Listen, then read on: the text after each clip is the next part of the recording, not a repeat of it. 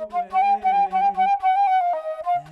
the stars look very different today. Yo, rip David Bowie. I know, for real. I miss him. And let me tell you, let's kick this bad boy off. Boy. I think we're Wait, this wasn't kicked off already? We're What doing the good. fuck? We're doing Are good. we doing good? I don't know. Honestly, oh shit, we're not doing good. We're off to a rolling start, folks. We are thriving, bro. I thought we've been rolling for the last 3 hours. What the fuck? Let me tell you, bro. It warms my heart to have you on today, man. For real, it's been nice. Happy Halloween, number one. Happy Halloween, folks. Yep, happy Halloween. Oh, let me turn. Actually, Eddie, do you think you could reach out and turn the viewfinder around on that just so I can get a little confirm? You see the little screen there? Eddie coming all in the way, clutch. all the way. There we go. Boom! There it is. All right, guys. Boom. Let's get those red carpets. Red carpets rolling, rolling, bro. So, dude, first off, we'll introduce the main guest today, the powerful, legendary Jason Deyo. The Jason. I'm here. Jason Deyo. It's nice to be here. It is AKA nice. Leather Lung, AKA Laser Beams, AKA I don't smell that chupacabra. Depending on who you play with on him, It really depends on where you see him. His environment it's entirely dependent on his environment. And second off, ladies and gentlemen, we got the great and powerful wizard of a man, Eddie Spaghetti, or more formally known as Eddie Lee Spaghetti Lee. Hello. I was never here, but glad to be here. You don't know me, but I love you. He was here, but he wasn't here. Yeah, man, this is one hell of a ragtag bunch. Dude, for real, this has been good. And this has just been a great day in general. You know? I'm really going for the. If this is the best podcast of all time, I gotta at least take some notes from Joe Rogan and just be an astronaut. Obviously, you know why not? But I've actually been to space. Ask me how space was. How was space? Was it great? Was it great? Where'd you go? No complaints. Wow, that's amazing. That's a real story, dude. folks. No, listen. Imagine you have a friend who goes to space and he comes back and you're like, dude, how was space? And he goes, great. It's fine. No complaints. Like, dude, just nothing more than that. What'd you see? Painfully underwhelming. Yeah, it's great. Yeah, What do you got there? What's this? What's this? What are you talking about? I'm looking at your. Who are you today? This outfit. Oh, this is Lieutenant Dangle. And channeling my. I really wish you shaved the goatee. I know. I can't though. I did that before. It's that not a good been look for me. So it's not good. a good look, my friend. But you know what? You could just shave the rest off and then let it grow. Then I look like I'm 12. See what and I then mean? we have a real problem. And then it's just. If you never whole ass something in your life, you're just gonna half-ass everything. You got a point. That's the fucking thing. That's the freaking thing. Should we? I don't know if I should swear anymore. Yeah, some people have their. I heard it controls the algorithm of like YouTube. Like if you swear. I've heard that before. I heard if you swear in the first 5 or 15 minutes of the podcast, it will change the algorithm, so it's harder to find. Yeah, it's kind of a little lame. I've heard that from I watch Ryback. He's a wrestler from WWE. Actually, shout out to Ryback. Ryback TV and David Bowie. And David Bowie. That's what this podcast is about. This is Major. This is a podcast about Major Tom. Yeah, that's what it is. Major Tom. Interviewing Dangle. Officer Dangle. Yeah. Lieutenant Dangle. There we go, Lieutenant Dangle. Lieutenant Dangle. Dangle wangle, but what were you saying? No, but I watch Ryback, and he said the same thing too. He swore, and he when he was swearing more and stuff, he noticed his videos weren't getting out there as much. So he tries to make a more concerted effort not to do it. Yeah. No crappers. Yeah, who knows? Yeah, isn't that weird? Like, what point will you think people will be okay with like swearing? Like, it's like understanding that it's not what you say, it's but how you say it. Yeah, kind of deal. Because let's be real, what you say depends solely on how you say it. Because you could technically say anything and it not mean anything bad. As long as you got a smile on your face. As long as you got a smile on your face. And 2 finger guns. I will say, though, swearing, there's a line where you don't say it as much and then you interject it at a certain part. It kind of means a little more, Well, that's like anything else. That's exactly what I'm saying. Yeah. So it's like what you say depends on when you say it and how you say it, right? Yep. So that's kind of the intention of what you said versus like being silly. That's kind of what's going on with comedy. Yeah. Like if you look at it, it's being like looked under a fine-tooth microscope comb, fine-tooth comb under a microscope. And it's like everything people say now is being torn apart. Like you can't even have a comedy bit anymore. Even the last 2, and considering fine, they're vulgar, but again, you have to understand that it's comedy, Because at what point then does that go to music? Oh, Exactly. I didn't like what you said in that song. Yeah. That was a weird way you said that in that song. It is just another form of being like an artist and being creative, is being like a comic and being able to say what you want Yeah. and try to interpret some type of feeling associated with what you said. Yeah. Versus it being like, you shouldn't have said that. But they always, and then it just, and that's like, I don't know. I love, there's a lot of comics I love, like we like similar ones, Tom Segura, Bert Kreischer. Dude, I know. But it's got to be Tom tough. Segura is so funny, Yes, though. I've he actually never, I'm going to be honest. I was about to say like, oh, well, whatever about Bert Kreischer, but I haven't really, I should watch one of his specials. Dude, He's I'm got telling a few you, online. yeah, even the I think it's the cabin he has on there now. It's not a regular stand-up. It's just like a show. It's like 5 episodes long, and he has 2 different people on like every episode. His first episode is Joey Diaz and Tom Segura. It's just the 3 of them up at the cabin, and they do a couple different things. It's hilarious. I saw just really the first like 10 minutes of it. I was cooking, so I got distracted, but man. Oh, it's hilarious. Joey Diaz is hands down the best storyteller of all time. Oh, yes. By all Ladies means. and gentlemen, if you have not checked out Joey Diaz. Dude, his Uncle Joey's Joint. That's his new podcast. Uncle Joey, Check it out. Yeah, it's definitely worth it. But I could listen to him tell the same stories over and over again. That's what's great about a good storyteller, I feel like. I know. Is you could listen to them tell the same story over and over, and it's just, I don't know, just the way he talks, his diction, and just the way I don't know. I feel the same way about I feel the same way about Duncan Trussell. Have you ever seen Duncan Trussell's on Netflix? On Netflix, I have. The Midnight Gospel, ladies and gentlemen. Yeah. So I just want to dissect that a little bit because it was such a good. I really appreciated the show for what it was, but it requires you to understand what it was before you really start to appreciate it. So at first you're thinking, well, it's going to be this cartoon because it is, and fun fact, it's a cartoon made by the same cartoonist as Adventure Time. I thought so. It looked familiar. Yep. At a lower FPS, but that's not something I guess you need to worry about, like frames per second. I don't think it does matter in this case. I noticed. I noticed, but that's like me. But you'll probably notice. You're a special individual. I that's am why you notice. Special time. The cartoon is like a podcast, so the dialogue is coming at you like a podcast. It's literally what we're doing right now. Yep. But then make a cartoon that's relating to our conversation. And like sometimes like the cartoon doesn't directly relate to what they're talking about. Like it does, but it on a much well, that's the cool deeper thing. level so though. Well, here's the thing. The thing. You've seen it, right? So yeah, you know what I'm talking about. Yeah. It kind of does. Like it kind of moves through its motions, but at some point they'll be like getting chopped up and talking about how like somebody's father died of cancer, and there's the deep connection between that loss. Oh yeah. And it's like.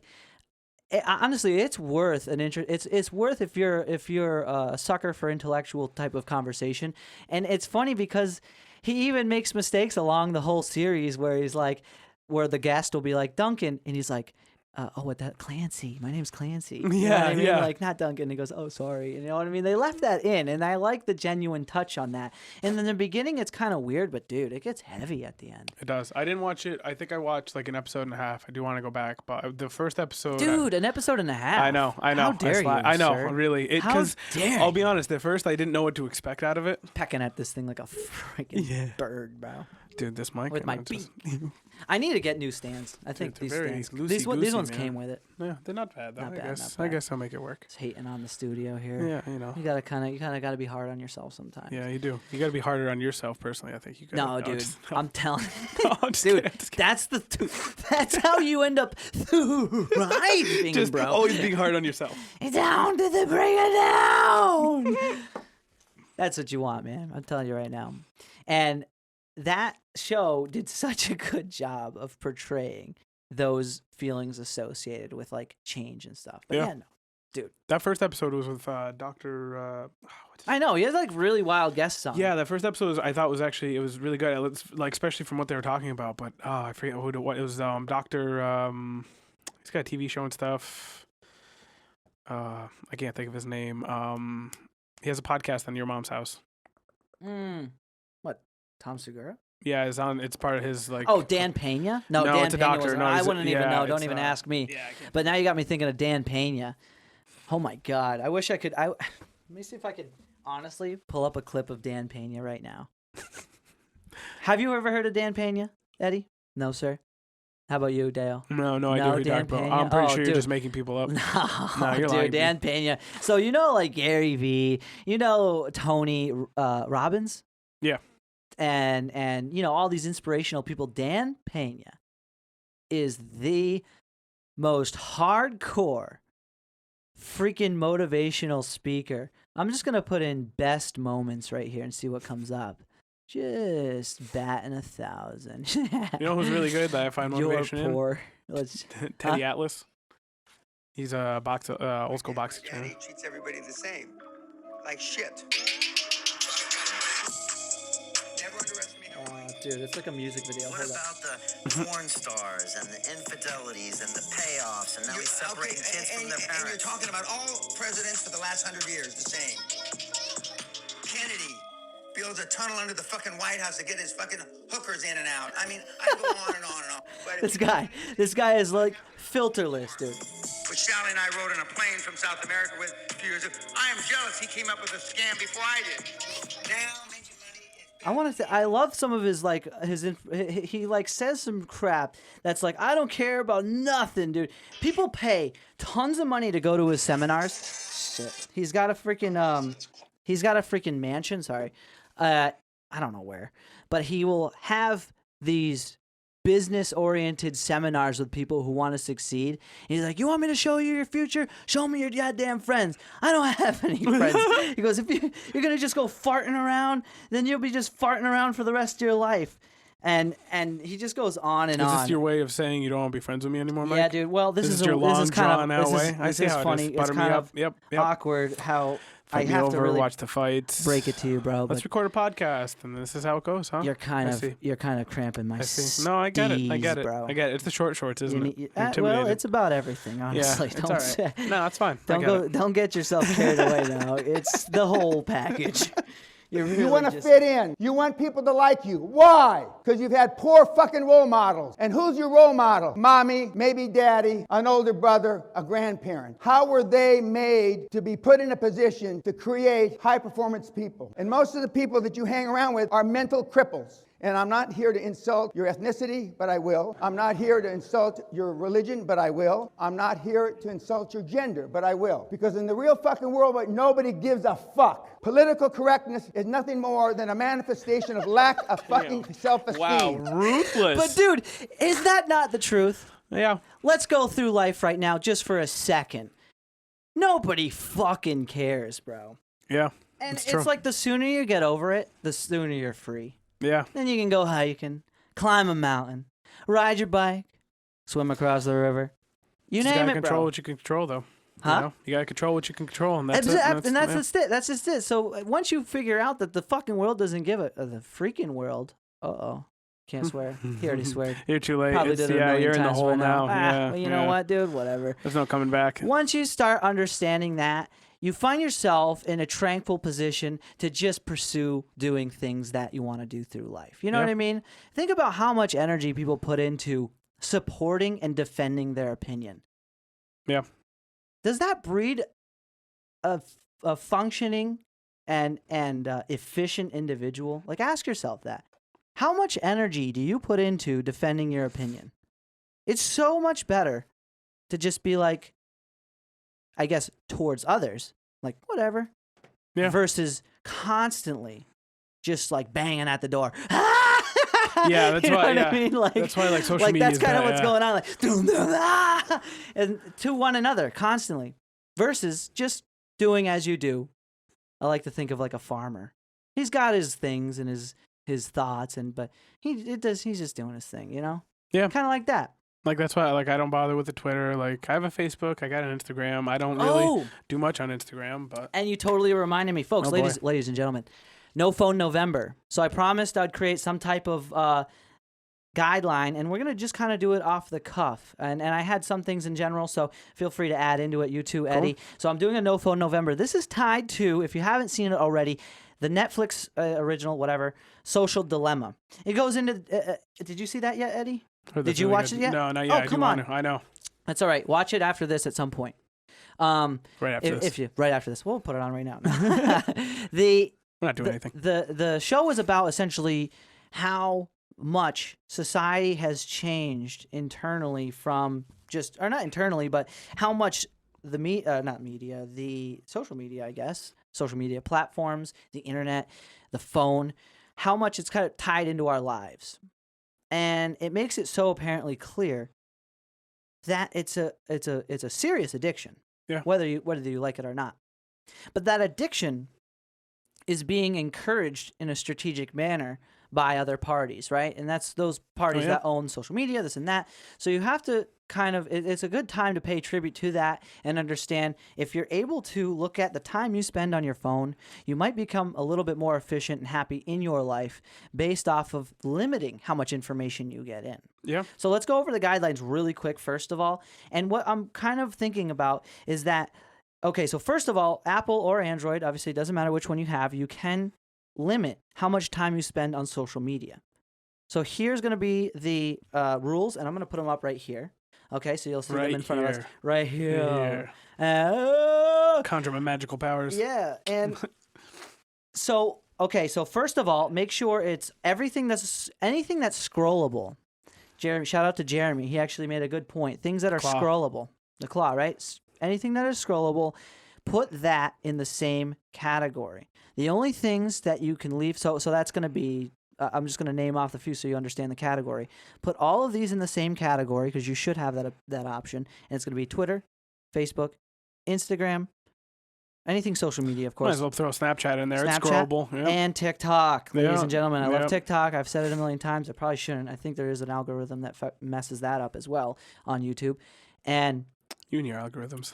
Yeah, so limit that all in the same category down to 30 minutes a day for the entire month of November. So you might be thinking, well, yes, I can still use social media, but you'd be surprised how often you use it when a half an hour of collective time will add up to you before you're done with breakfast. And that I can almost promise for some individuals. So if you want to partake in the challenge, set all of those social media platforms in the same category, set at a 30-minute cap per day for the month of November. Audible, Spotify, and YouTube, since they're all sort of more long-form types of social media, fine. It's different. Fine. Like, it's, Right. So obviously, I don't expect you to leave the phone behind because for business purposes, it's like you want to be able to chime into your phone, take a call, take a text. That's one thing. But I can tell you right now, life will become a hell of a lot different. Because what we don't recognize is how much of a teddy bear this phone has become. Oh, yeah. Our phones, right?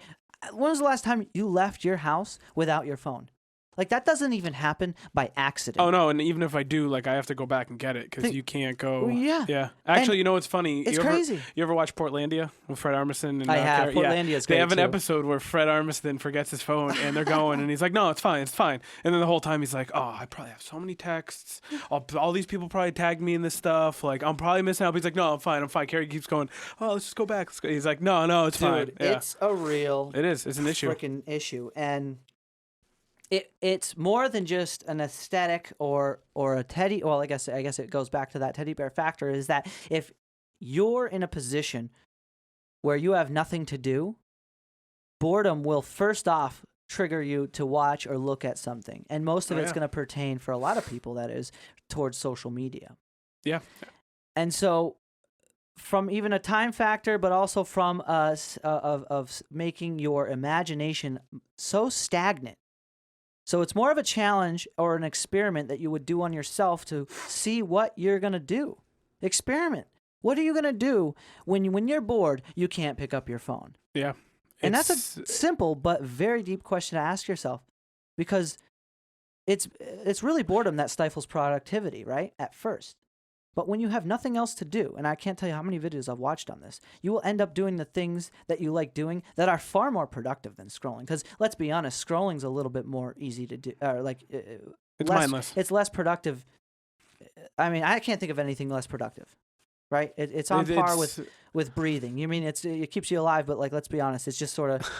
You could be just sitting there. Yeah, I'd say it's even probably less important than breathing, but yeah, no, I get what you're saying. Like, yeah, that's a bad example. But it's mindless. Like to your point though, it's mindless. Like it's just something you could do without really thinking about it. Like it takes less effort than breathing. I find myself doing I find myself doing it without even thinking about it. Like at random points, Dude. Standing in line, Exactly. sitting at home, watch TV. Like, you know, it doesn't matter. I just find myself like when I don't know what to do in like a social situation, you probably see like I'll probably just whip out my phone. It's one of those things, you know, like. And to dive into that deeper. So the question here is then, well, why? Why can't I be bored and scroll through my phone? What's wrong with that? Deyo, what's wrong with that? No, it's just, it doesn't go. You find yourself a hole. No, so here's the answer, or one of many, in that brick by frickin' brick. Well, one, you're wasting your time and not doing anything productive when you could be working up a sweat, working on something that you need to get done. Because I mean, I don't care who you are, you have something else you need to do that's more important than scrolling. Period. End of statement. Yeah. But secondly, how it infects, that's such a perfect word for it, your social demeanor towards the people you know and the things you have, right? Because it does affect the way we treat others, one, right? Based off of expectation that we get from looking into these media sources and these stupid freaking headlines, right? How often does one read the headline but not the article? Oh, all the time. Yeah. More often than not. Yep. And then furthermore, how it affects your ability to appreciate what you already have, right? And that's going to be inevitably what affects our happiness. That's true. Because happiness is usually based off of a value that you perceive in what you have, right? Because we could say, oh, a guy like Jeff Bezos got to be the happiest guy in the world. Oh, yeah, he's got all this money. He's way happier than me. Yeah. He's got a yacht. Yeah. Probably not the case, right? Honestly, he's got more to lose than anybody. Not anybody like, else, honestly, but what like you find people out, like that is like with great power comes great responsibility. Happiness is relative. Happiness is relative to what you appreciate, and with social media, you are constantly deterring and devaluing what you have, especially from like a sexual standpoint, like the people you might like, relationships you might have. Right? Oh, or this might be more attractive than this. Well, look at this. And the crazy thing is when you look into it and you like, I've read stories before too, like a lot of these, like besides like famous people, obviously like movie stars, but a lot of these like social media people that are, you know, out going to different trips and stuff like our age, like a lot of them put themselves in like serious debt trying to do this stuff. And like, what do you mean? What stuff? Like I'm trying to project like a image onto social media and like going to like on these trips. Dude, and, I just freaking found, Oh, what is it called? Like flashing or something like that. Like there's a term for it. I can't think of it. It's bad. There is a term for it. Comment below if you know the term, guys. It's when like somebody, a social or was a social influencer, mogul, like social influencer, right? They'll literally take a trip, take pictures there. They'll go for like a day or two. Or if you live especially out west in the West Coast, shout out Eddie lives in the West Coast. Hey, what up? What up? My brother from another mother, and they'll rent like fake airplane, like like a private jet. Yep.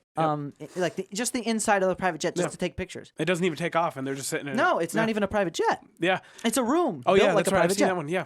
They have them, and so along with that, like the trips, you'd be very surprised and that's how the thing, and like, cheap it is to rent a Lamborghini, right? Just to take a picture in, like. What's what I'm saying? Just to drive around for a day. Just be like, I mean, if you watched, I forget which Joe Rogan's podcast, it might have been with Matthew McConaughey, but they were just recently talking about this, where like people, you know, in Florida, they don't give a crap. They just kind of rent the car, go out with it, and they'll literally sit there on the sidewalk and have, hey, $50, you can take a picture leaning up against this Lamborghini. Pays the rent for the Lamborghini just in people strutting, ridiculous. just flexing vanity. That's ridiculous. But no, and it's crazy, and like people drive themselves crazy, like seeing people like this, like these social media influencers do this, and they don't, and then they feel like they have to like do the same thing, and then they look at their own life and go, oh, why am I not going to Bali or going here, or going there? And it's like you don't need to, like what you don't realize is those people are like, they're one, they probably don't have that, or two, they're taking these trips, they're probably putting themselves into like serious debt, or they're probably like there's more to it. It's not just as cut and dry as what it looks like on their Instagram page. There's seriously call outs where people have taken videos of people taking pictures like after the riots, like people taking pictures of them fake helping reconstructing those communities, or like people faking that they're protesting. Like they'll literally drive out, hold a sign, take a picture, go home. Happens. And somebody I saw there's like a bunch of those like stolen valor type stuff. Like, oh yeah, they do that. You know I've seen I mean? that before too, where they'll wear I've seen a couple videos where people have cotton. Well, that's deeper, yeah. but like, you know what I mean? Yeah. Dude, there was this Tosh.0. Oh, is Tosh.0 still doing things? Yeah, he still is. I love Tosh.0. He doesn't give a crap. I don't know what season he's on, but the dude still does it. It's crazy. Yeah, dude. I can't believe that somebody would fake being somebody. You know, like. It's just that's a whole nother Who would- level. Who would do? fake Who would fake? Not being- I, says the fly. This is Major Tom to ground control. You think I'm faking this, bro? I've been to space. You went to NASA. Dude, I've been to space. You I've went to been NASA. You got a NASA up in space. Betty, if I told you I went to space, would you believe me? Only if you're wearing that, though. Yeah, if you're not That's wearing what I'm that, saying. I feel like you it's gotta hard wear to the NASA. deny that I've Yeah. been from space. Come on, that's I just legit. came back. Yeah, Dude, doesn't take rocket I saw appliances to go to aliens. space. I saw aliens, dude. and I saw spaceships, and I had a lot of. What more and proof do you need? I had a lot of. What more almonds. proof could you possibly need? The man says it. It's got to be true. Like, You sure you two ain't wearing those things to get more views on this? What? no. What do you, Sir? No, I always wear short You suggest shorts I'm and having a silly goose time right now? Yeah, no. I do. There's no silly goose times on this podcast. I We am don't not do a that. man of silly goose time. you see, NASA. you don't just buy these. No, you can't just You walk. don't just buy these. You can't just walk into a party city and I had buy to something like this for like $20 because these it's on clearance. patches. You know? I had to Yeah. earn Yeah. these patches. Yeah. Clearance. Bro, I paid full price. Oh. I saw this costume and it literally sparked a light inside of me. I'm not a Halloween guy. I'm really not. I you know, and I know This is the happy first costume Halloween. I've worn Still in happy years. Halloween. Yeah, happy Halloween. And Halloween's cool. And it's funny because I'll tell a quick story. When I was a kid, man, I wore a freaking costume for like a month. Like I was Batman when I was a kid. Batman. Forever. I don't actually even remember. I remember putting the costume on. I do not remember Mike, taking you need it to off. come clear right now and just tell the people you still wear that, okay? Listen, dude, I kind of wanted to. You just take it off You're for the really- podcast. They you're need to really- know this, Mike. We you- need to talk, You're okay? not taking my feelings into account. You're throwing me under the bus here, bro. It needed to be said. Listen. Okay, hold up. That might be true. No, just kidding. But seriously, and then it was like 2 years later. I was like the Black Power Ranger for I don't know how long. Do you ever watch Power Rangers? Oh, of Saturday morning course. cartoons? No, what's that? Come on, stop that. Saturday morning cartoons, Digimon and Power Rangers were my jam, bro. And I remember having that suit. I had like a hard mask, which I didn't wear for long. I just kept it down. Like I had a onesie. It was like a onesie setup. But where was I going with that? Not being a big fan of like Halloween. When I saw this costume, you know, it kind of sparked the light up. Like, dude, I would be down to pretend to be an astronaut. Yeah, why not? It's kind of like it's very unfantastic, if you will, or phantasmic. Maybe that's a better word. Sure. Because typically people feel like a ghoul or like a school. Yeah, you think of classic stuff like zombie, or Frankenstein. See, like, I can't stand doing the makeup. layers and layers of makeup. I feel like I'd just be uncomfortable. My thought, I feel like I get having, sweaty like, and hey, it could you wash make it off look anyways. like could you make it look like somebody stabbed me with a knife in the head? Like how long until you're totally uncomfortable with makeup on your forehead and all over your face? It is pretty impressive though don't what know. they can do with makeup. No, I'm not. Dude, No, I know what you mean though. I couldn't totally do that do. myself. Like I've seen have Those you ever seen those masks? videos of like Yes. even like what was it? Different movies and stuff behind the scenes when they do the makeup. Dude, like a lot it's of those guys nuts. have to just sit there for Hey, can hours. you look up, Eddie, how long it took Jim Carrey to put on the Grinch? He said that was a very yeah. painful process. I'm trying to think And if there's it's another funny one, because too. most people thought it was all makeup, but dude, you ever see that video of Jim Carrey? Oh my God, let me put in the notes here. That he was like, that it was like a meme or type of GIF where Yeah. it was like you thought it was all makeup. Jim Carrey literally could make that face for the Grinch. Oh, I believe it. What do you got? About 2 hours, you're saying. Imagine that just sitting there for 2 hours. That's crazy. That's like almost the whole length of a really long movie. Yeah, Like no, that's like ridiculous. Lord of the Rings is like 3 and then you hours, have but- to get up after that and then go record like scenes for a film. Like on I top of know, wearing all and then that you have to stuff. keep it on Yeah. for hours. There was another one Take too. 5. What's the other one? Maybe Hellboy. There was another movie I'm thinking of where it was like the makeup work was very intensive. I forget what movie it was though. Can't think of it. Oh, Guardians of the Galaxy was like that. Yeah. Like Dave Bautista, the guy. I forget he was the one that had the bald head in the movie in the. Oh gymnastics. yeah, I know. Yeah, that took like I guess that Guardians took of the forever. Galaxy? Yeah, Yeah, I guess something. that took forever. Yeah. But I yeah. could only imagine. That was his whole freaking upper body Yeah, plus some. Do you Oh, got yeah. something? Or no? You all right? I wasn't sure if you were gonna say he's something. giving you that look. Yeah, he's giving me that look. Like, no, yeah, dude. He's got some honestly, juicy gossip for later. honestly, it's like, dude, being an astronaut's cool because like I could see myself wanting to really be that. That's kind of what it wanted always to be when I was was for me younger. though. As like Yeah. a kid, I wanted to be Batman. I wanted to be a Power Ranger. Like those are things that any kid. Why wouldn't ninja? you? I was a ninja one year. Dude, I was a ninja one year too. Oh, yeah? I had a real freaking katana and shit. It wasn't. I didn't have a real samurai one. It was sword, a plastic one, but that's what I had. If parents knew that I was running around, well, I wasn't really that much of a kid, but I was like 8. Dude, I think the last Mike, time. it was 2 years ago. Okay, don't lie to them. No, last time it was probably when I was 18. Was the last time I went trick or treating. I will say I went with a bunch of kids, but like it was fun. I made my own costume. I was like this gully ninja. But dude, I would love to be an astronaut. That was like a plan B for a while, dude. I had a legit plan. So my plan 2 years ago was either to move to Arizona, like before buying the company, right? Yeah. Or going to Prescott to go to the aeronautics college there. They have an aeronautics. You can go to college for aeronautics to be a pilot, and get into space travel. That's where a lot of was that in Mass from. or what state was that? Prescott. Prescott is that's in Arizona. Arizona, gotcha. Yeah. There's one. I thought there was something they had in their college in Mass too. But yeah, I know that's a program like it some might colleges be, have, but like it's a straight up aeronautics university. Can you search that there real quick, Eddie? I forget what it's called exactly, but it was like because one of our clients is a pilot. Really cool guy. I love him. Randy, yeah. And he's... Randy. Randy. And I think he's a pilot for Delta, but you can go there and become like an astronaut. But really put yourself in that mindset, bro. Like I've always think about it deeply, like especially when I'm looking at the stars or something. Like imagine going to space. It's gotta be a different feeling. Like imagine what kind of levels of your social and perspective behavior change when you're looking at where everything that's ever happened to you or your species has ever happened. Like there's like you're looking at the freaking planet. Like you're just like it's the only place you can go where you look around and you're like I get like I don't know. I would just imagine you must realize like how big the universe really is because you realize like everything you know about is on that one planet and it certainly entirely depends on how deep of a thinker you are. Yeah. But it can really hit you when you're like, whoa. Yeah. We got the Embry-Riddle Aeronautical University. Oh, is it Embry? Yeah, the one in Prescott. Oh, it's in Prescott. Okay, yeah, Embry. Yeah, that's it. And yeah, I thought it was like the Prescott University. Look, you knowing stuff about Arizona. Dude, I know stuff about it. I did so much research on it. I was like just because I was living with family at the time. I was just saving all my money. Like I just had a ton of like as much as I could in one lump sum, and I said, okay, this is probably enough money to live with rent, like with having to pay rent because I was looking at places to live prior to that, and I could like okay, I have 3 months to get a job.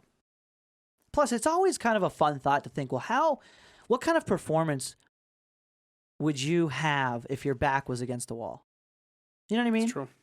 Because you don't often have and I'll call it a luxury based off of my optimistic opinion of it or thought about it, but like how, what was I saying? Oh yeah. How would you perform when your back was against the wall? Like being productive, what kind of things would you end up doing?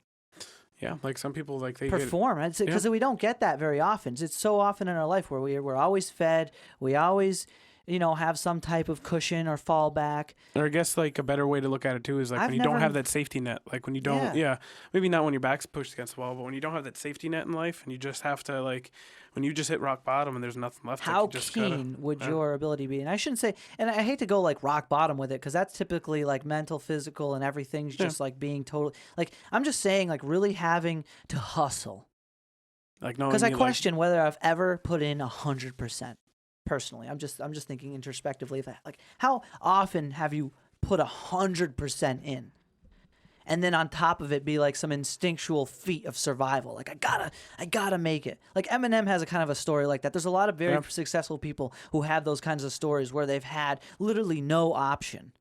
And that's what just like staying hungry. Yeah. And just keep pushing. And we often don't take into account that sometimes what we do or what we love is the only option. Yeah.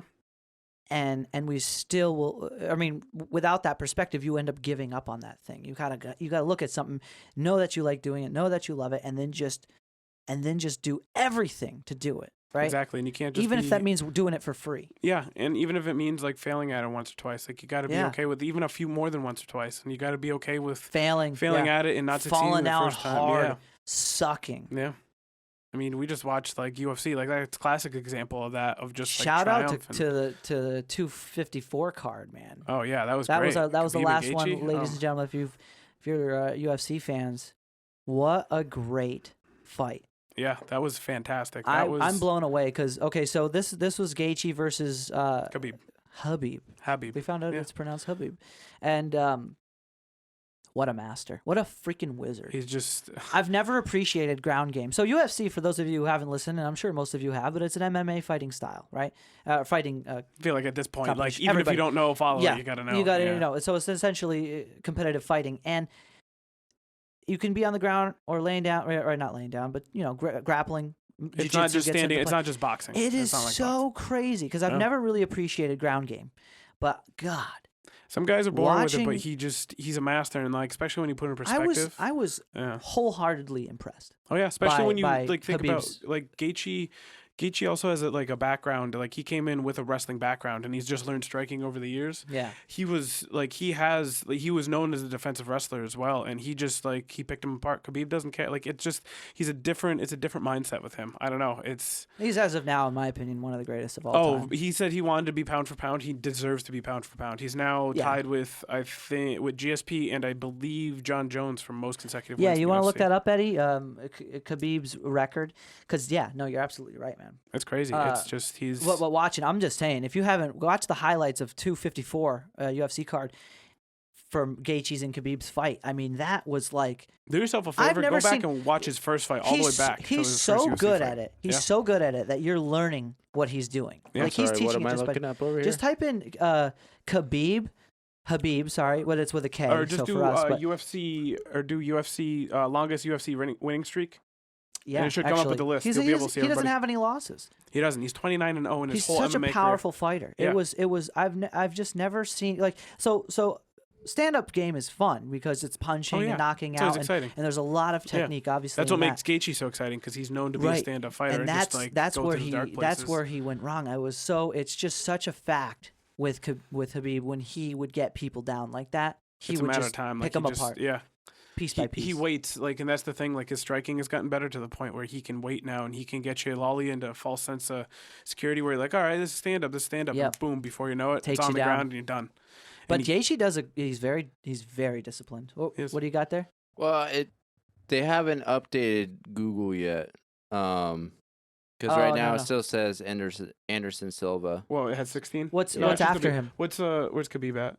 13 right now? It was 13 before this. Or no, it was 13 before this fight? Yeah, 13. That was John Jones. And then George St. Pierre with 13. Oh, they probably haven't updated it yet. And then Khabib is on there. 12, right? I'm assuming it says 12. Yeah. Yeah, because before they haven't updated it. Yeah, they haven't updated. So as of obviously by now, it's going to be 13. That's crazy company to be like with John Jones and I know, I can't GSP. believe. Yeah, I'm bummed out about John Jones. I hope he gets back on it. He's going. There's rumors he really wants to get a heavyweight and he wants to fight Stipe Miocic, but we'll see how that goes. Yeah, like I don't know. I like Stipe. Stipe is by far like the best heavyweight to ever fight. Like, and he holds the longest most title defenses in the heavyweight division. Yeah, and it's only like 3 or 4. That's how crazy the heavyweight division has been in the UFC.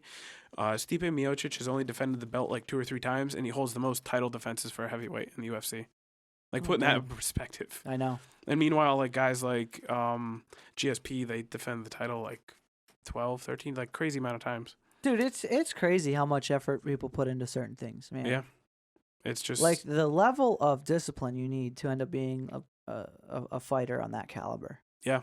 I mean, you just look at, especially someone like Khabib, like it's deep rooted with him. Like he started at a very young age. I mean, there's videos you can go on YouTube of literally him wrestling a bear. Yeah, I've seen that. Yeah, dude, I've seen that. Bear. There's a really wholesome video of what's his name?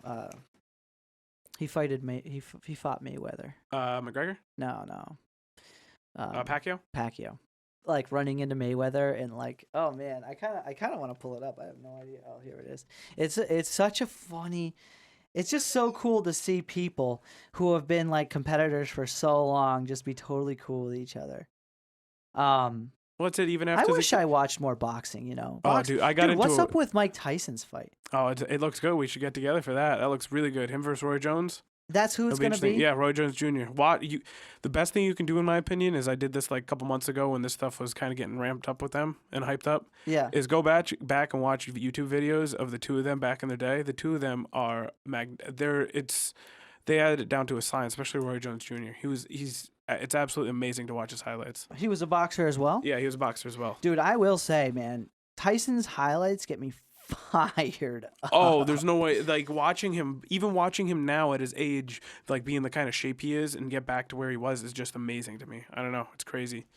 I do think he's, maybe taking some HGH or something. Honestly, but most of those guys that age are like on a hormone replacement therapy. Yeah.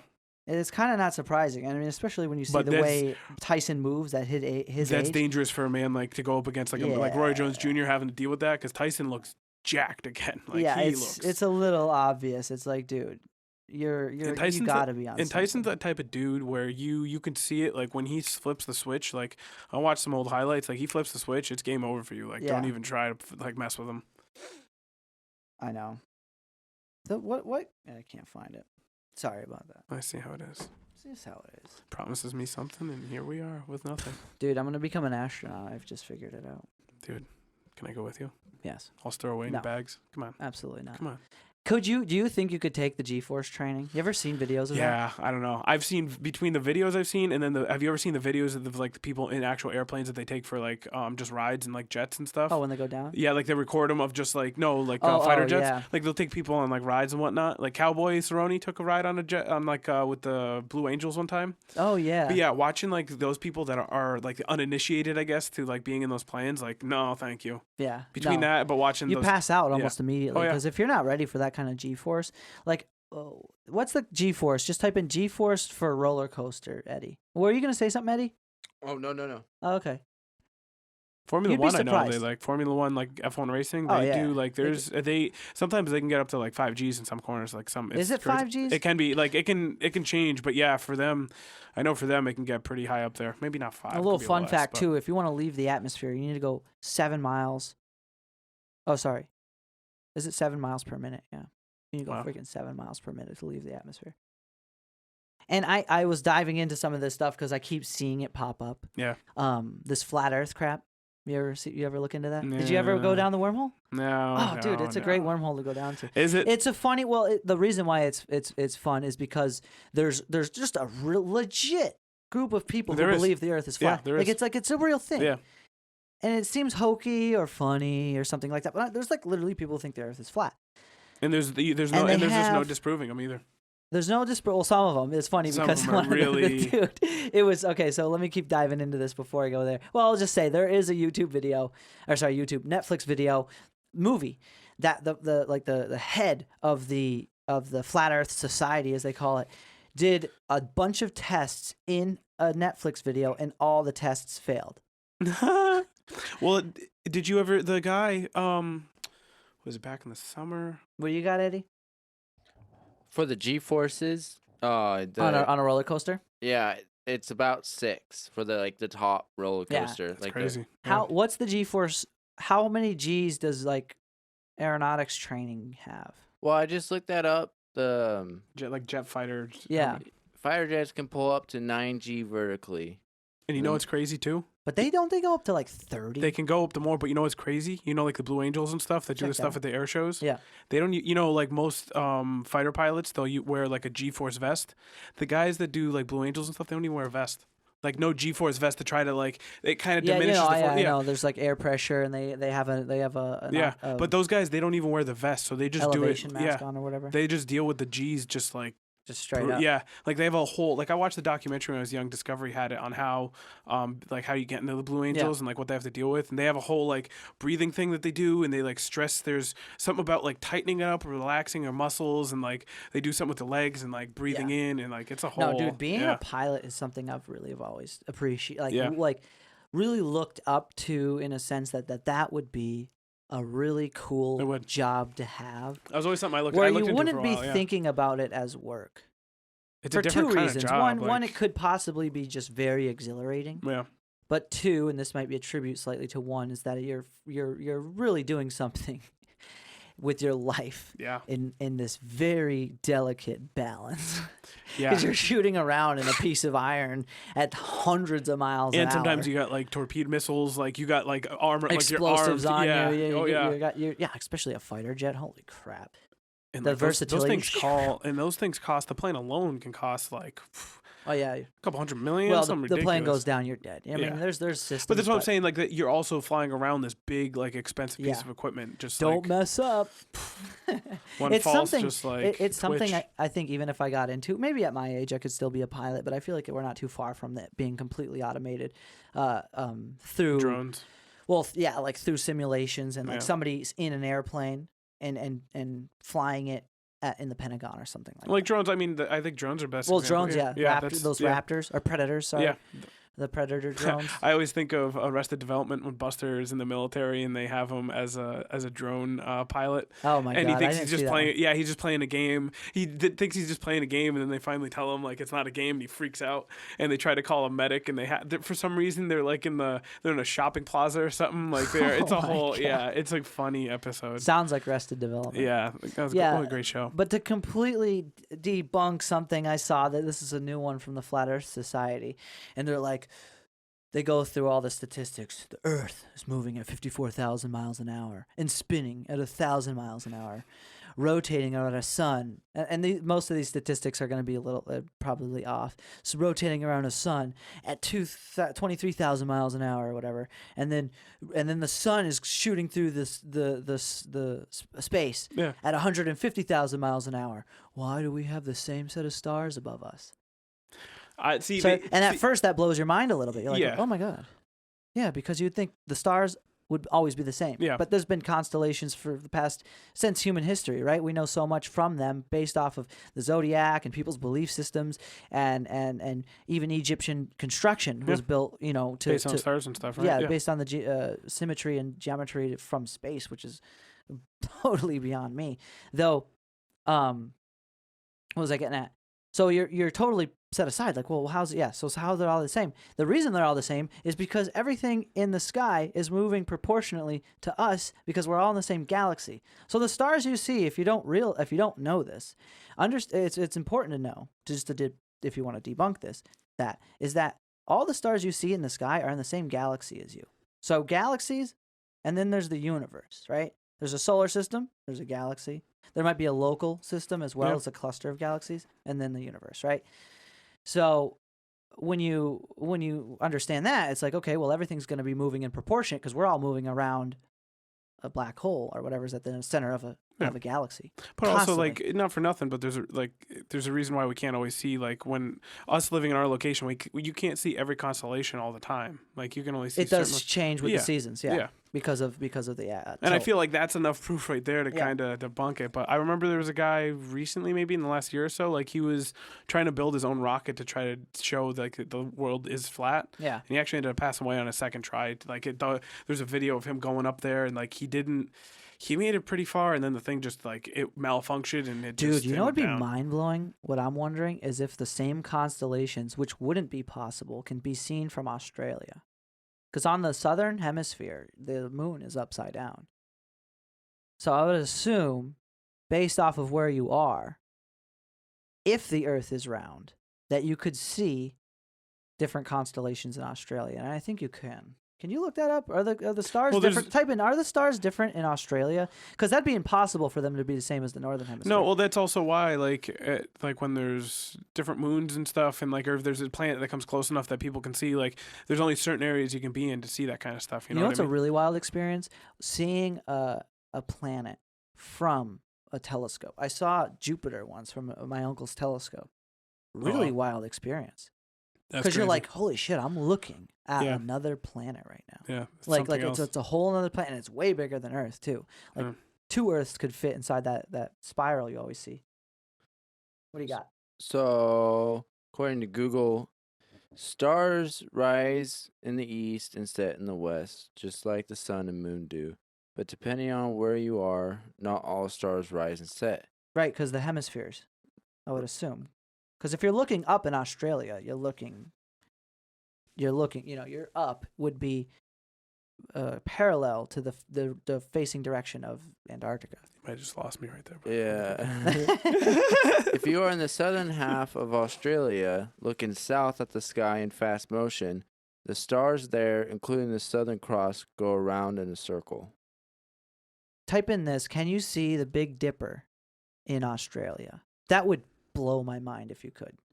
Because it faces a completely different direction. You are an astronaut, aren't you? Yeah, like what, Mike? You know what I'm saying? Wow. Think about it. Think about it.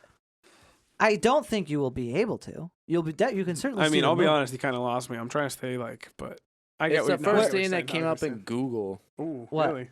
Yeah. That's how you know it's a hot topic. You just hit Well, it. because that would if you can. That's it. Mike's an astronaut. I'm kind of low-key. scared because He's an now I'm astronaut. thinking maybe, and I'm not a flat earther by any means. Mike's scared but of space. that doesn't make any sense. Or maybe my It's NASA telling you not to say chimp that. brain. Yeah, they paid me to say that. NASA. 10 schmeckles. Schmeckle. All right, what do you got there?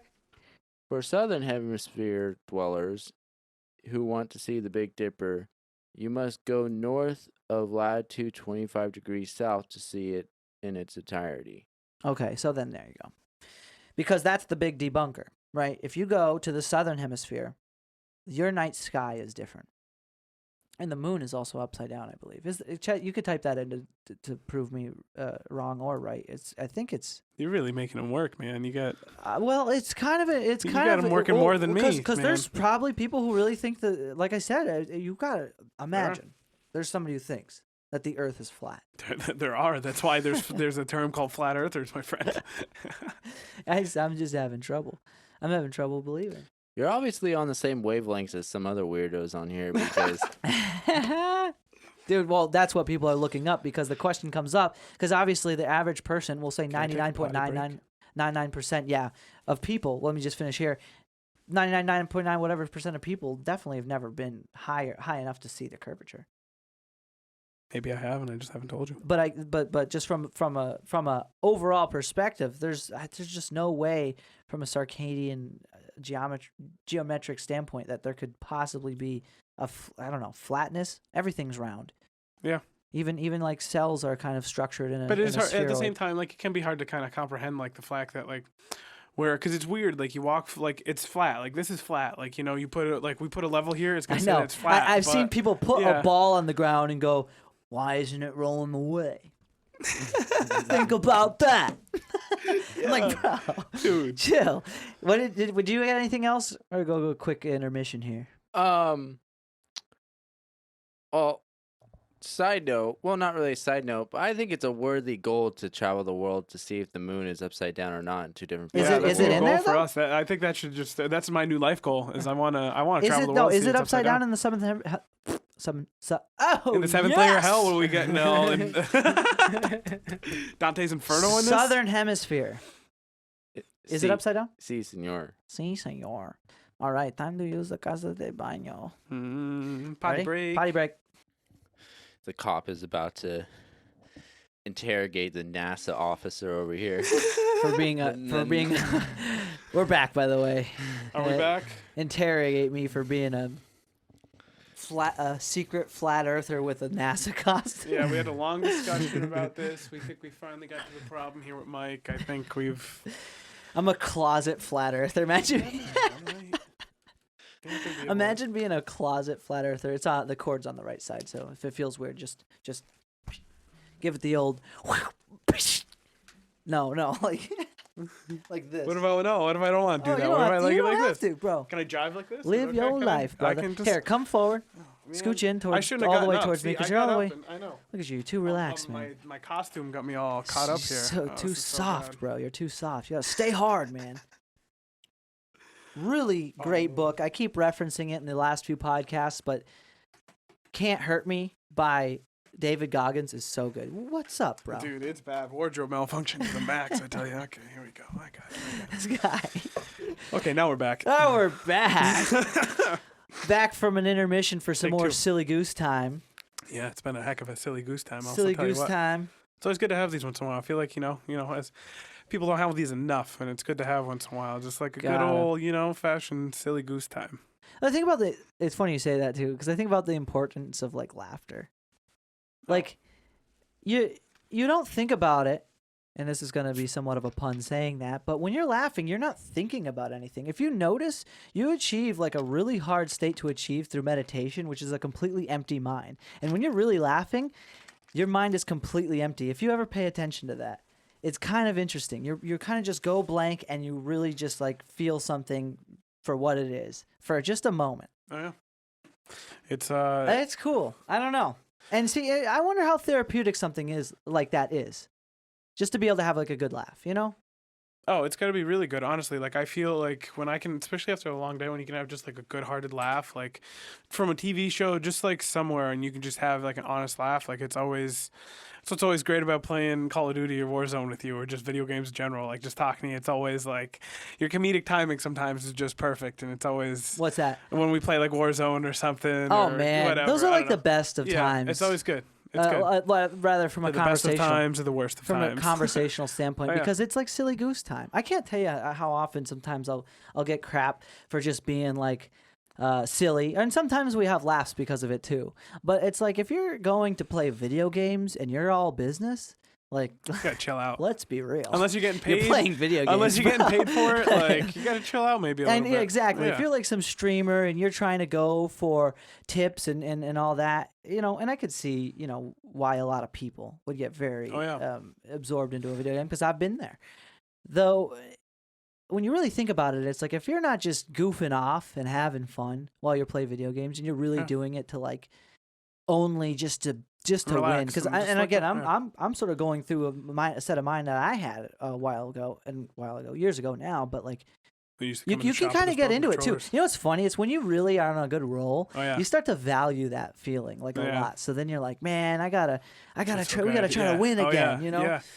But no, it's fun to kind of just be able to shoot the shit and talk about your day. Because if you think about it, it's like if you're a productive person, you've been doing something all day. It's kind of good to have a little change up and kind of lose your mind. In this day and age, I don't know, it's good. And like with everything just going on and in general, like, especially like you and I, like you, me, and Jeremy, like we don't live like close to each other. Like Jeremy lives in another state, so it's really nice. It's a great way for us to connect. And so many good friends. Even growing up, I felt like that was the case. Like I didn't live close to you guys really.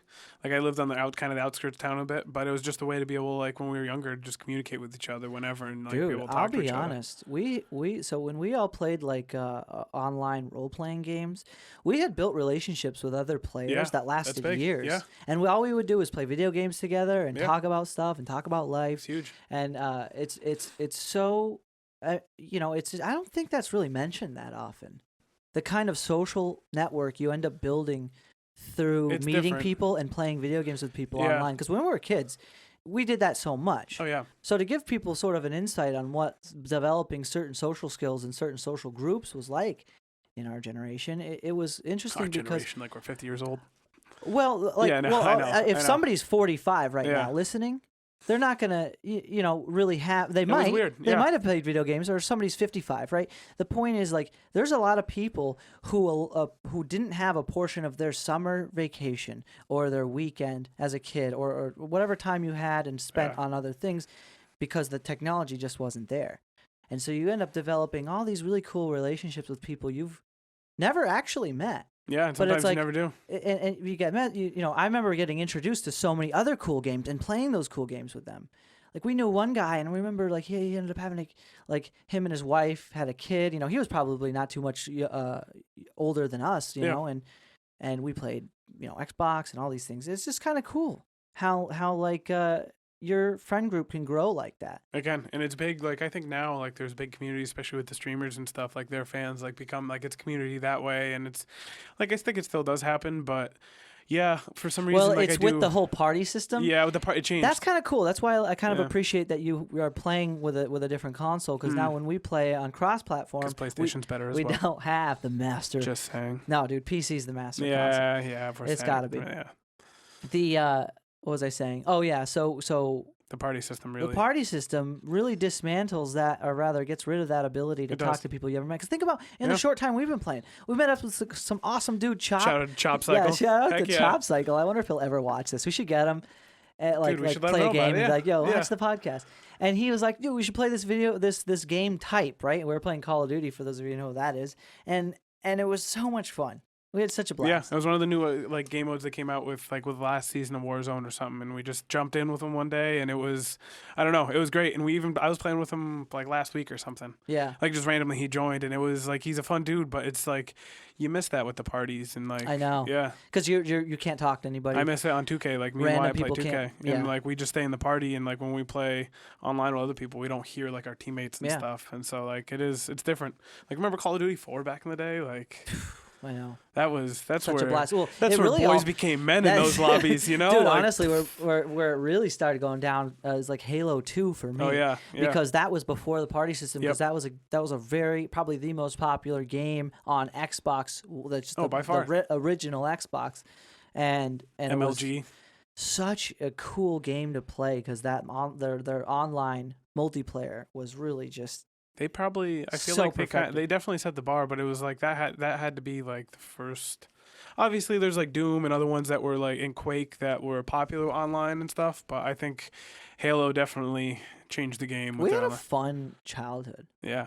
Like thinking about like high school and like the fact that we had like the trail, we had the wall, like jumping into the rivers. Yeah. That was a really fun experience. Talk about silly goose times. Silly goose times. Oh my God.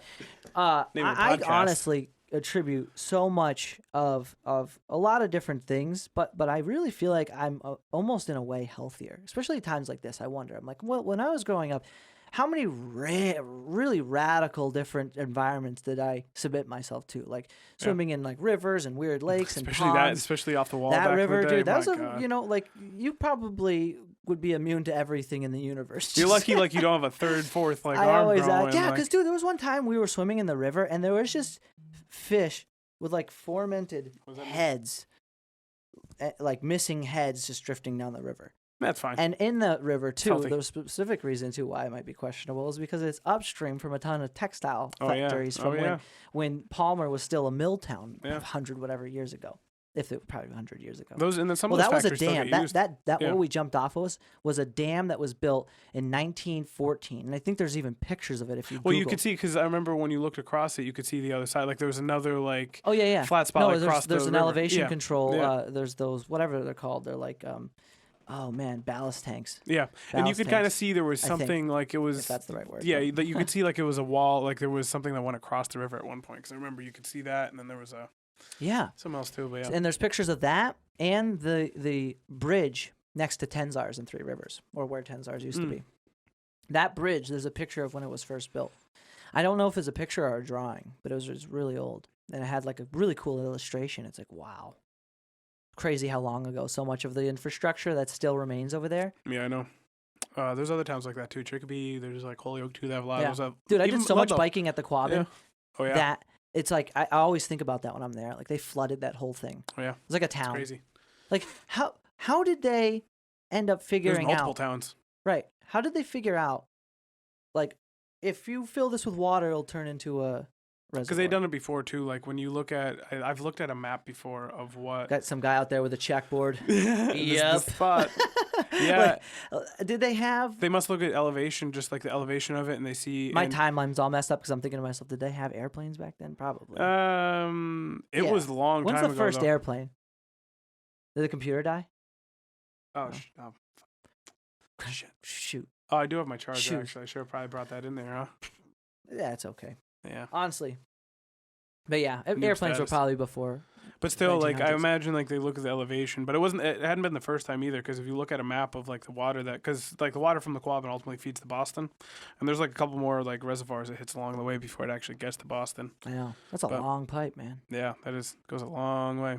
Did a lot of fish in there, too. Was that painful not to make a joke right there? What? A little bit, I know. I feel like when I said that, a vein popped out of your forehead. You know, it was my thumbs. I was really trying to hold that one in there. Easy. Did you find anything, Eddie? Yeah, December 17th, 1903. December 17th, 1903. That was the Wright brothers. Oh, yeah. Duh. So the Wright brothers, so then how long till, like, an airplane was made?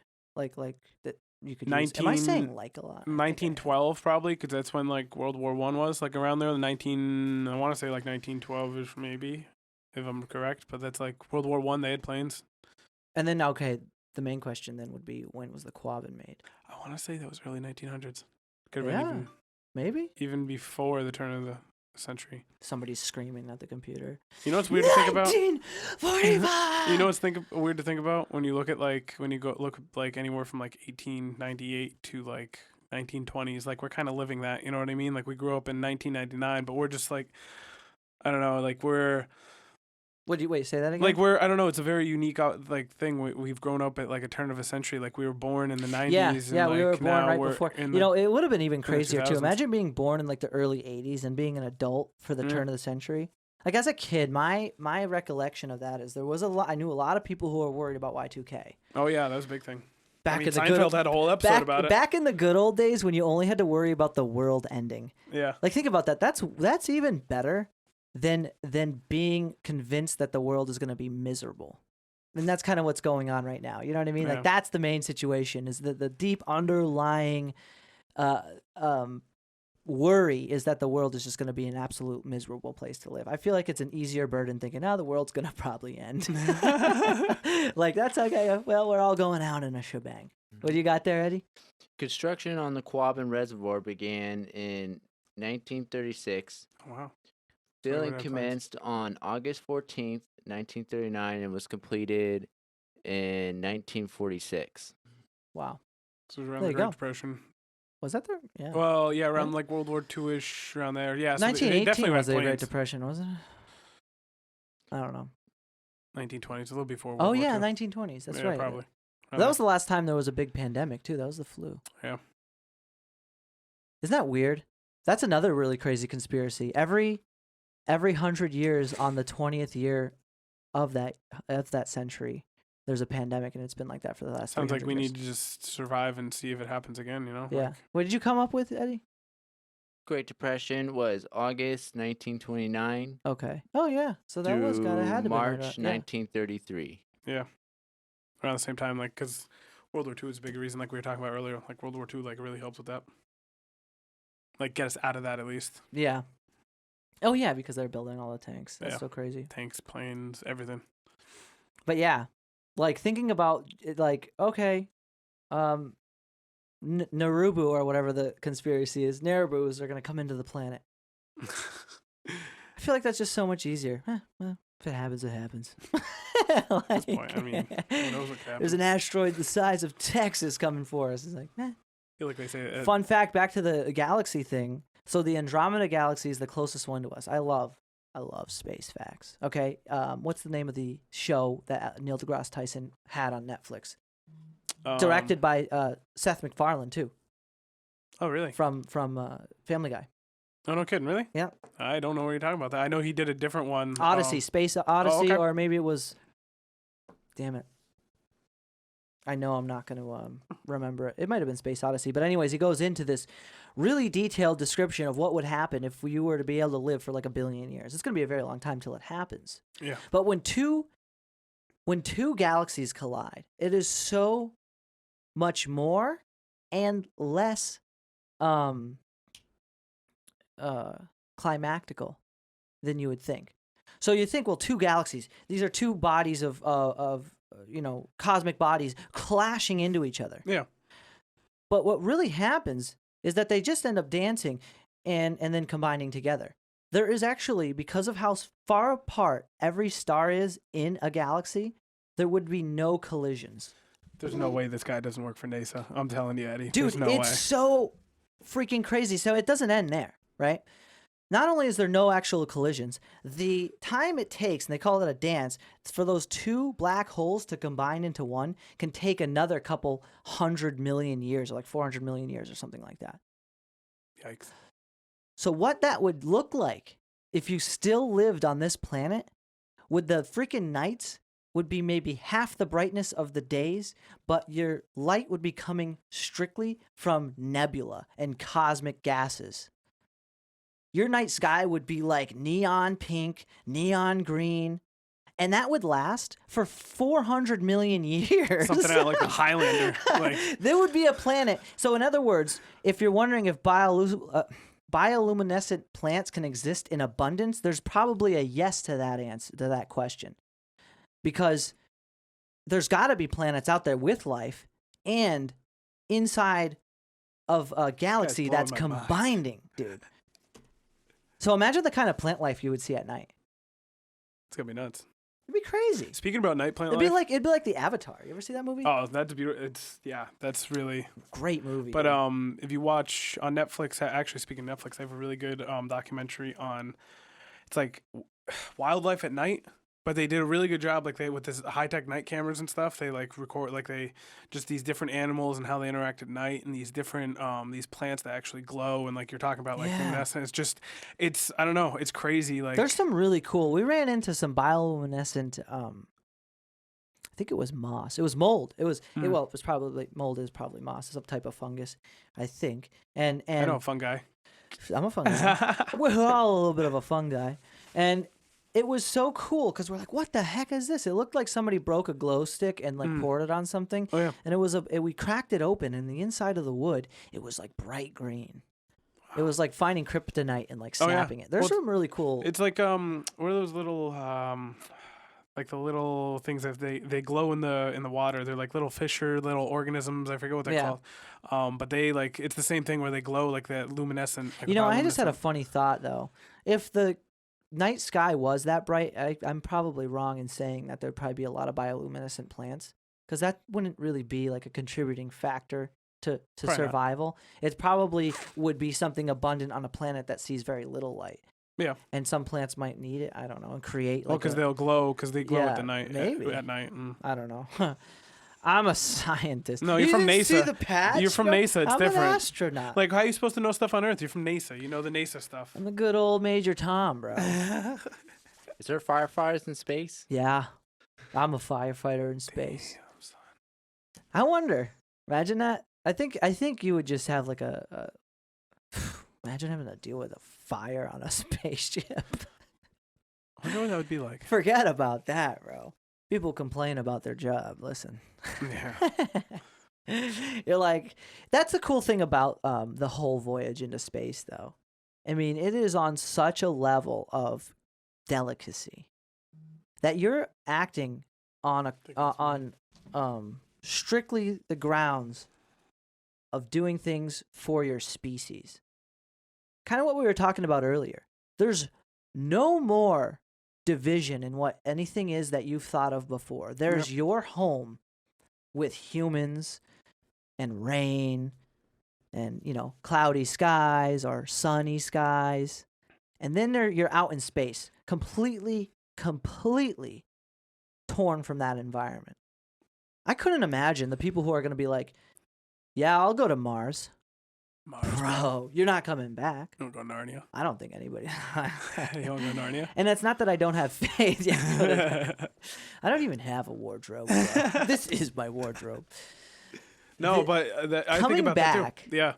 It's not that I don't have faith that they could. I just feel like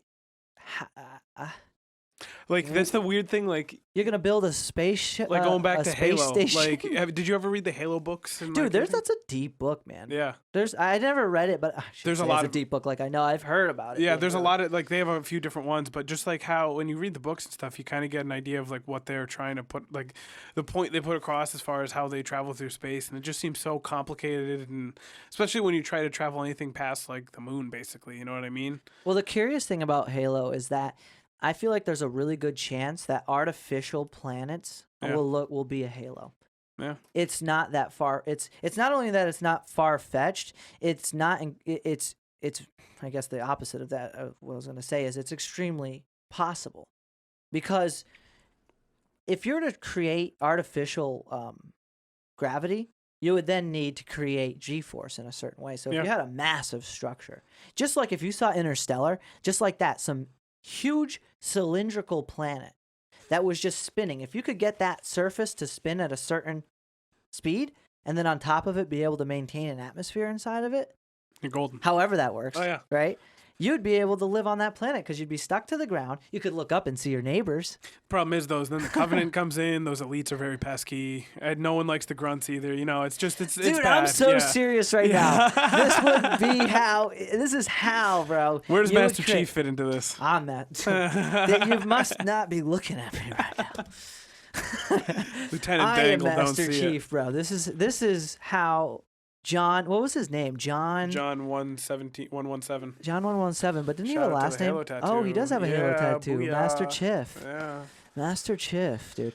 Did you ever see? So there used to be an anime, like an anime movie based off of Halo. Yeah, I've seen. It was so good. It was the actual anime, right? It was awkwardly an anime, but it was like a cartoon, and it wasn't exactly. It was a story told over what looked like illustrations you would find in a comic book. Gotcha. I think I remember that one. I never saw it, but I think I remember. And it went so into depth on how they train. Spartans in the future, and in this video game we're speaking of, and they would essentially create these superhumans. And they would do it in the most like radical way. I forget all the it was rigorous testing to the point. Like I remember it was like they chemical talked about testing, like to the point where they'd have this final test and they'd put them in these, like basically lay them on a bed and run them through these different their bodies through these different trials, and to the point where some of them basically it was either they'd come out ready to be a Spartan, very strong, or they would be just crippled for the life. And it was like a weird conditioning process too, where the Spartans, there'd be regular UNSC soldiers or whatever. I think it's UNSC. Yeah. Soldiers would be like jealous of the Spartans and literally try to kill them in the barracks, and they would fail miserably. Because these kids had to be the age of like 18 or something. Well, they take them in at a very young age. And then they would slaughter these other soldiers because they would try to kill them. Hopefully people don't. Out of jealousy. Hopefully when people listen to this part of the podcast, they get it from the beginning and aren't just getting... Where's this happening? What are we talking about? No, but... All the toilet paper goes missing again. It's a great... I don't know. It's as far as science fiction goes. Like, it's a great story. NASA's fault. It's all NASA's fault. fault. NASA's fault. We're blaming NASA. Thank gosh darn science. It doesn't take rocket appliances, I tell you. Dude, Trailer Park Boys. I can't stop. Honestly, dude, we guys want to become scientists. I hope everybody's seen Interstellar by now, though. Oh, it's great. What a crazy movie. And a great way to teach people like what relativity is like. Yeah. Traveling a certain speed in space, depending on how far away you are from the planet, can alter how much time you experience versus the time that's experienced on planet Earth. And you know what's really mind-blowing is like how much of we always think about time, it's only linear. Yeah. But honestly, I feel like there's so many, there's more dimension to it than just that. And obviously, with the current theory of relativity, it is. Yeah. Because, of course, you could be spending a year somewhere else, right? And then come back to Earth and 16 years have passed. Because based off of, I guess, speed and energy. Because that's what E equals MC squared, I think, talks about is the theory of relativity. I'll take your word for it on that one. I wasn't good at that stuff at school. I don't know. Yeah, he's going into it again. No, I don't know. I just think it's interesting.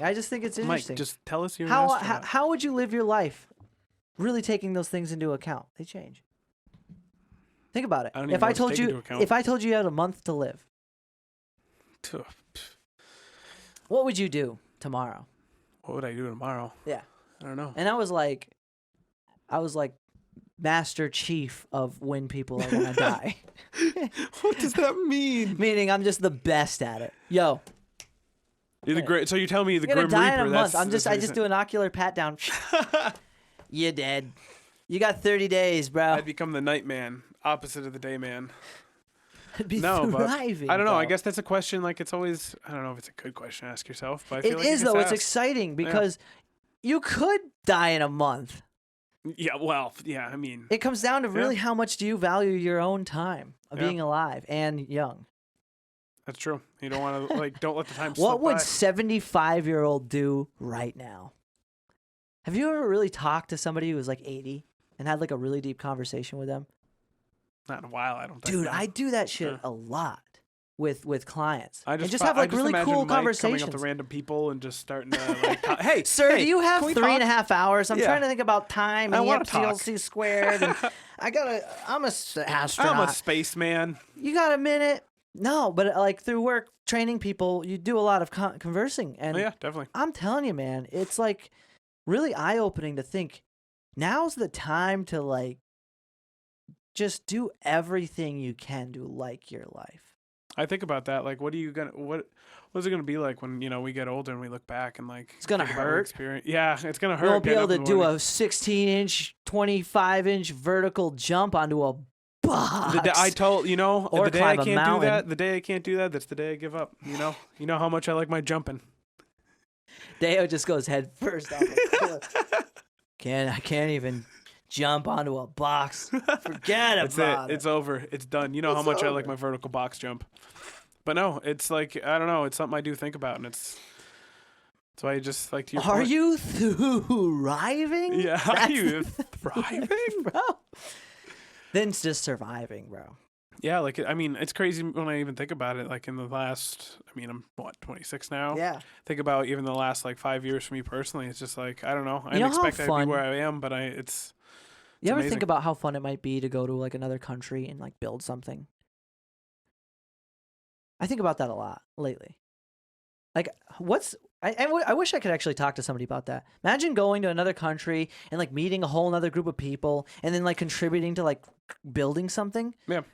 And then getting to meet the people around Like a there who Peace are Corps. like, a Peace Corps, AmeriCorps, or Yeah. something like that. I think it's Peace Corps. I don't know what AmeriCorps. What is it? AmeriCorps is, I think it's a Peace Corps Could as be. well. You could Yeah. look that up, Eddie. I think, right? Just type in what's AmeriCorps. I think it says there's the same thing. They go to other countries. There's and other they'll, organizations like who is it? Who? No, Yeah. that's World Health. Nope, the wrong one. Yeah, there's another one too. I'm thinking of, but yeah. Well, the places you could visit in Yeah. an endeavor like that, Yeah. it would be really interesting. Go to like South America, certain places, or out in Africa and a bunch of different places. There's a guy I worked with at one point when I worked retail at Best Buy, and he would go out. Him and his girlfriend went a few times over to Africa, and they just like for at least like a few months, and like they Dude, just that must helped be out. so cool. Yeah, he said it was cool, but it was very kind of. You would have to lower your standards of living. Yeah. Oh yeah, definitely. He said he did, but it was also yeah. When you're traveling, period, you have to do that. There's things that all right. Well, I guess I won't shower for an extra day or something. Yeah, you know but there's like, also some danger added to it as well. Like they don't be well, around there's armed guards malaria. too. There's Yeah. a lot of malaria out Yeah. there, and like Zika virus, depending on where you go. And then of course any other. I mean, imagine coming to Massachusetts for the first time in your life, and you have to. Oh, by the way, there's a Lyme's disease. Yeah. Oh, what does that do? It's like it completely deteriorates all the tissue in your body over a long period of That's it. time. Like No big that's all. deal. It's a lifetime thing. I Yeah. think that's what it does, but it's not fun. Absolutely something to consider. I've heard there's a really great. I got to get his name. Alex Photo. Shout out to Alex Photo. Actually, he turned me on to a really cool Joe Rogan's podcast episode with this guy who travels and studies herbology with like different shaman. Not specifically with different shamans, Yeah. but they study. He's a biologist. Oh, gotcha. Okay. He studies plants, right? Everything. So he was in the rainforest, and the only way to get there was by networking and connecting with a tribe that lived there, and then their people brought them into the jungle and do some studying. But all the time, that's cool because they help out the tribe with like really basic medicines, because a lot of people have like certain types of foot infections and things like that.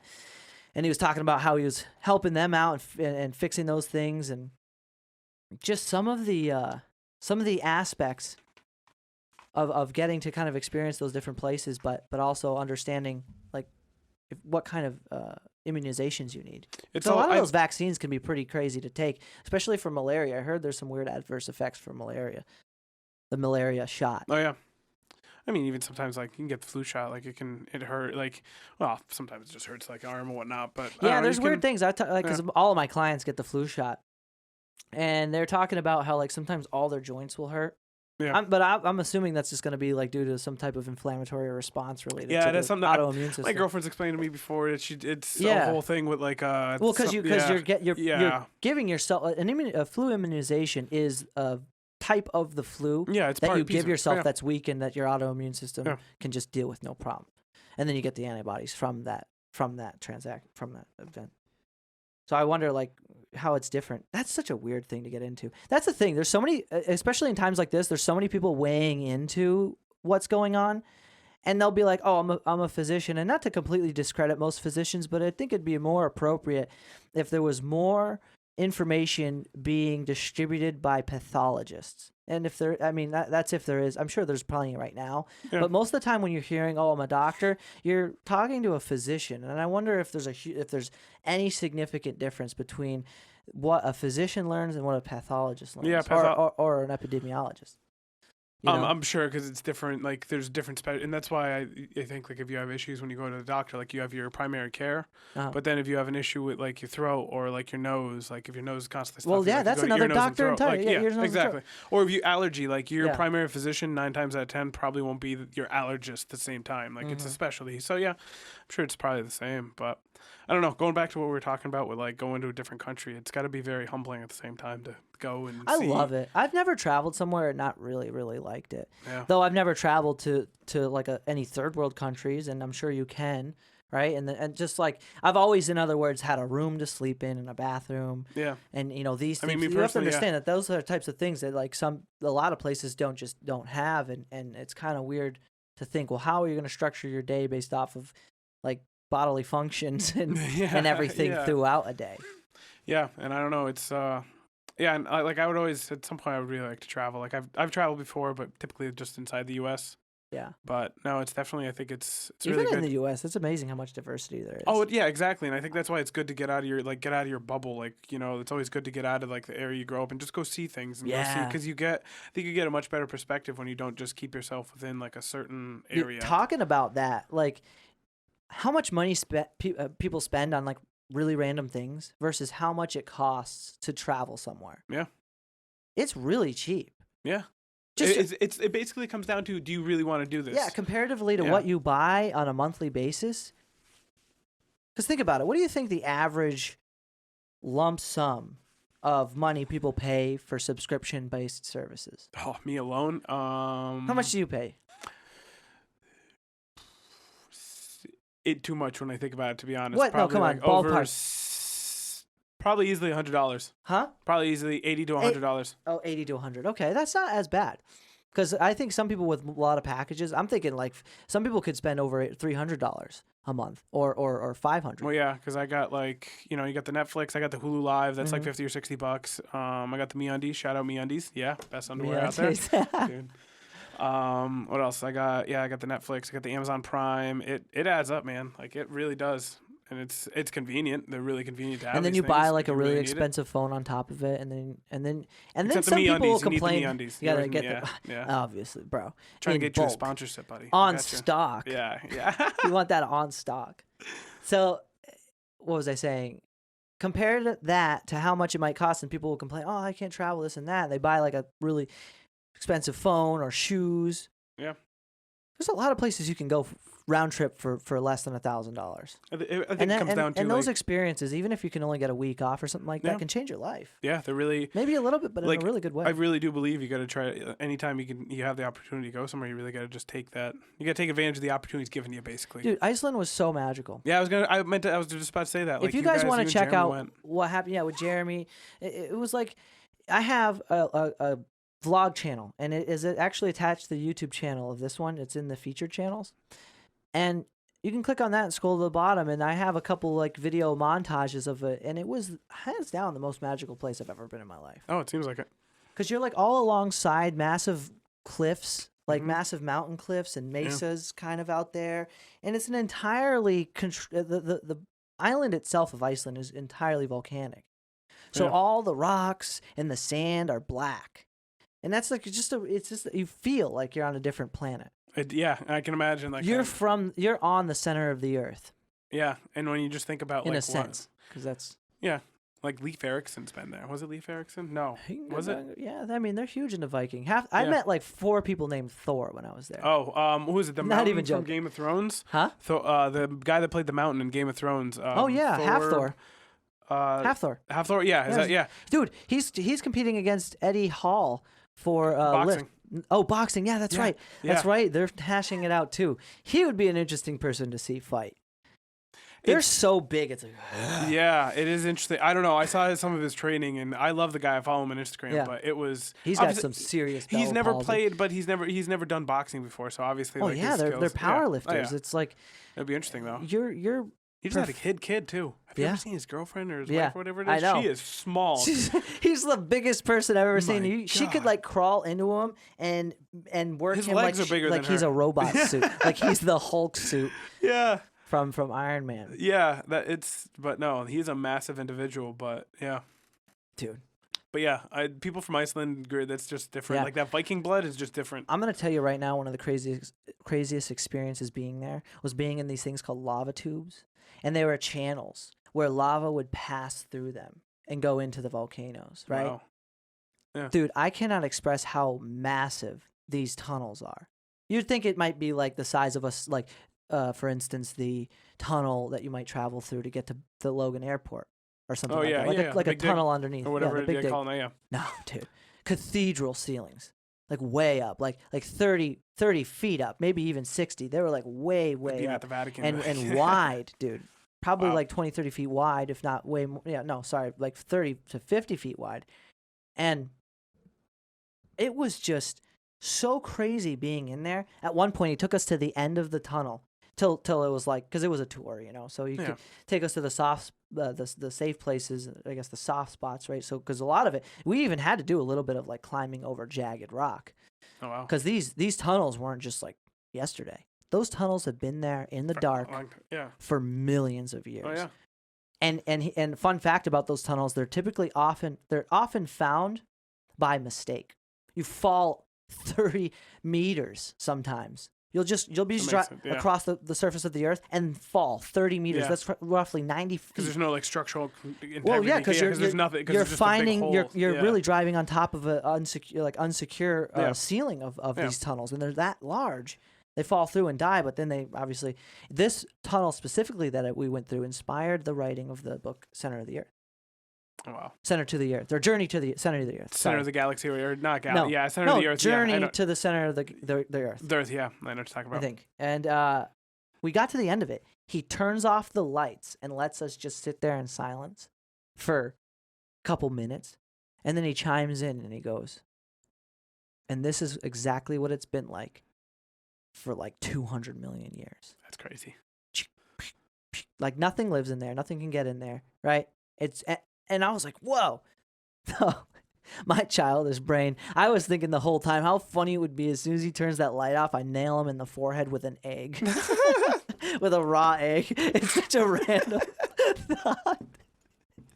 Like, it's like this very serene, like very deep, introspective moment. And I could not help but thinking how funny it would be to throw an egg at him and hit him square in the face with a raw egg. And then I thought how funny only Mike can have this introspective of it. Dude, and then it perpetuated into me thinking how even funnier it'd be if I nailed him in the head with an egg, and then a millisecond after I get nailed in the head with an egg by him. He's just thinking the same thing and you he are. Goes, happens all the time. Can I give you an egg in these trying times? Like as if there was some kind of repetitive behavior that he brings people down there, and one of them just is compelled to throw an egg at his head in the darkness. He's just trying to be like Frank from Always Sunny. Can I give you an egg in these trying times? Wait, might you be interested in an egg in these trying times? If you haven't seen Always Sunny, I don't know what you're doing. Oh, I was lost and then I was found. It's a great show. It's fantastic. I like that show. Yeah. All right, man. Want to give this the old rapper-y-do? Yeah, we can do that. I feel like this was just good. Rambling. Yeah. Thanks for chiming in, folks. Can't wait to listen back at this one. The Village Idiot and Captain Spicoli here. I like that way better. No, it's Captain Spicoli now. Lieutenant Dangle, baby. Oh yeah, I was gonna say Lieutenant Spindle or something. All right. Ladies and gentlemen, thank you so much for listening. Happy Halloween. Happy Halloween, ladies Have and a good night. Yes. And good evening. Good morning. Good afternoon. Good afternoon. Watch The Truman Show, too. That's a good one. All right, ladies and gentlemen, thank you so much for listening. Comment, like, subscribe. Love you guys so much. Happy Halloween. Peace out.